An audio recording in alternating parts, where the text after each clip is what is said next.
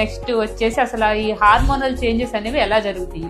Before menopause ovarian activity తగ్గిపోయినప్పుడు ovulation అనేది జరగదు. ఈ ఓవ్యులేషన్ జరగకపోవడం వల్ల ప్రొజెస్ట్రాన్ లెవెల్స్ అనేవి తక్కువ ఉంటాయి అన్నమాట. తర్వాత ఈ క్రానిక్ ఓవ్యులేషన్ జరగకపోవడం మూలంగానే మనకి పీరియడ్ లెంత్ అనేవి పెరుగుతూ ఉంటది. దాని తర్వాత అసలు మొత్తం ఈస్ట్రోజన్ అంటే ఫాలికల్స్ అన్ని డిప్రెస్ అయ్యేటప్పటికి ఈస్ట్రోజన్ లెవెల్ కూడా తగ్గిపోద్ది అనమాట. బోత్ ఈస్ట్రోజన్ ప్రొజెస్ట్రాన్ తగ్గిపోతాయి అనమాట. అప్పుడు ఇంకా మనకి మెనోపాజ్ పీరియడ్స్ అనేవి కంప్లీట్ గా ఆగిపోతాయి, మెనోపాజ్ వస్తుంది. తర్వాత ఈ ఓవరీస్ యాక్టివిటీ తగ్గిపోయినాక ఆండ్రోజన్స్ అనేవి ప్రొడక్షన్ కంపేర్ టు ఈస్ట్రోజన్ కంటే ఆండ్రోజన్ ప్రొడక్షన్ ఎక్కువ ఉంటుంది. దీని మూలంగా ఈ పోస్ట్ మెనోపాజల్ వాళ్ళలో కొంతమందిలో హిర్సుటిజం అలాంటివి వస్తూ ఉంటాయి.